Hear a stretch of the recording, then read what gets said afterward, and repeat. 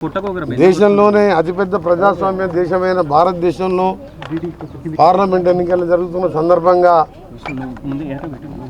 ప్రజలందరూ కూడా విజ్ఞప్తి చేస్తూ ఈ ఓటు అనేది మీ యొక్క స్వరం, మీ స్వరం ఎప్పుడైతే అందరూ కూడా ఓటు హక్కులో పాల్గొని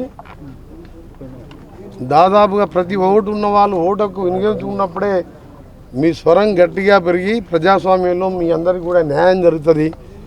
ఇది ఏ ఒక్కరికో ఈ ఓటు వస్తే నాకేం వస్తుందని కాదు, ఈ ఓటు వస్తే మీరు సరైన ప్రజాప్రతినిధులు ఎన్నుకున్నట్టయితే మీ జీవితాలతో పాటు మీ రాష్ట్రాలు, మీ జిల్లా, దేశం బాగుపడాలంటే ప్రతి ఒక్కరు కూడా ఓటు హక్కు వినియోగించుకోవాలని మీ అందరికీ కూడా విజ్ఞప్తి చేస్తున్నా. ముఖ్యంగా మేధావులకు, ఎడ్యుకేటెడ్ వాళ్లకు, అర్బన్ ప్రాంతంలో ఉండే వాళ్ళకే ఎందుకు 40-50% పరిమితం అవుతుంది ఓటు. ఒక్కసారి చదువుకున్న మేధావులందరూ కూడా ఆలోచించుకోవాలి. మీరు ఓటు కోసం 1-2 గంటలు టైం ఇవ్వలేరా?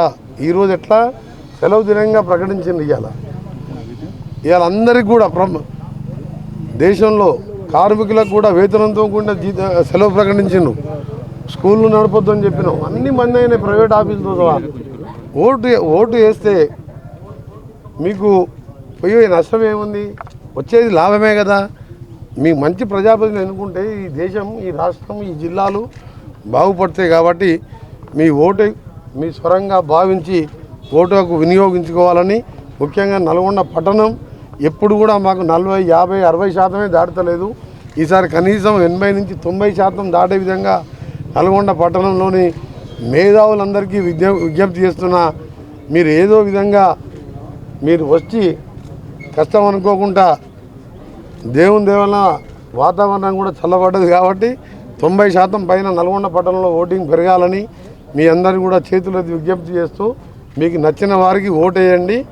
తప్పకుండా వచ్చే 5 ఏళ్ళు మన దేశం ప్రపంచంలోనే నెంబర్ 2, నెంబర్ 3 స్థానానికి పోయే విధంగా ఉండే విధంగా ఆలోచించి ఓటేయాలని మీ అందరికీ కోరుతూ, ఒక సెక్యులర్ పార్టీ అభ్యర్థిగా, సెక్యులర్ పార్టీ ఇక్కడ ఉన్న రాష్ట్ర మంత్రిగా కాకుండా ఒక సామాన్య మానవునిగా మీ అందరికీ విజ్ఞప్తి చేస్తున్నా.